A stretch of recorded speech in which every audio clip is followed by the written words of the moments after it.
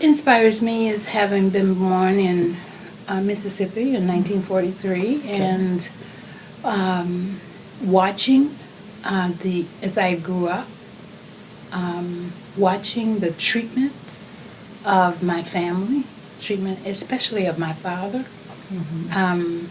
My father was this big, tall man, who just was treated so awful in so many places. And so as his daughter, as I watched this, one experience in particular was I watched as he was spit on by this white man who he worked for. And I watched my father. I remember watching my father because the man, even at that young age, understood that the rage and hate that would have had to be inside of him to make him do this to someone like my father. Even at that age, I could understand that. What I couldn't understand was that my father stood taller and took his huge protective hand, put it on my head as I was this little girl, and we walked. It's kind of like when you hold someone's hand. Right. Well, he put his hand on top of my head and turned me, and we walked away. And he never said a word, but the energy that he really transmitted to me from that experience has left me with a better, greater, deeper commitment to mastery of myself.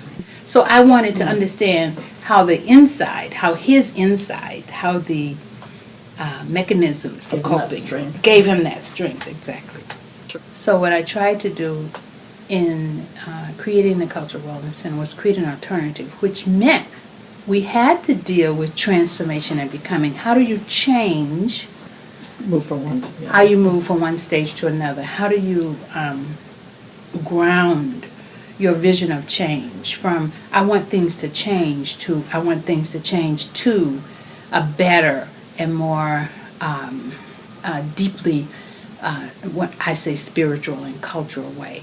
The way of knowing, the way of thinking, the way of producing something different. If it's transformational, it has to come from something different than what the racism that we're fighting came from. In other words, you can't solve the problem and you can't create transformation out of the same thing that produced the kind of strategy and hatred that we are trying to transform. You have to have an alternative. So I think that's what my work has been about, that culture has to include spirituality. So it has to. It can't.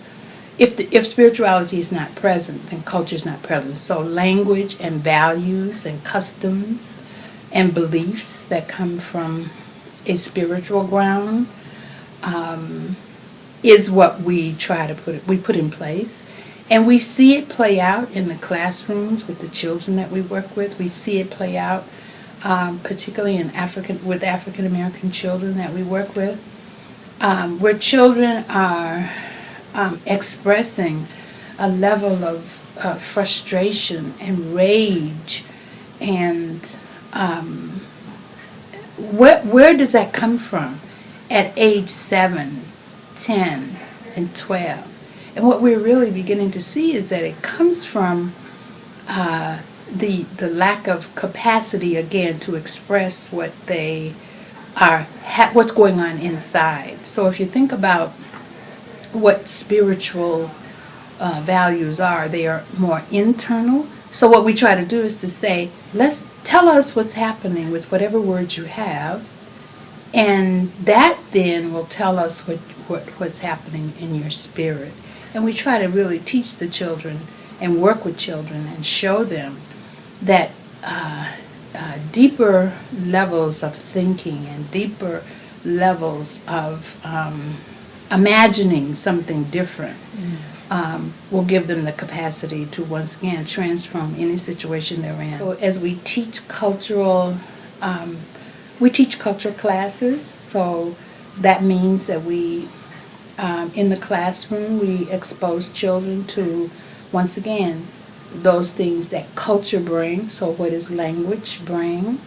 Having them think about their language, think about their people, and think about their family system, their community, and think it through and say, what is it that you get from this family?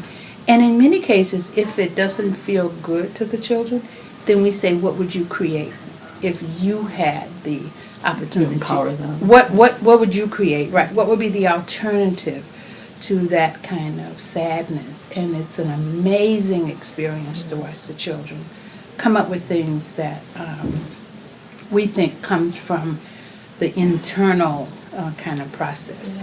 And this work that we're doing is anti-racism work.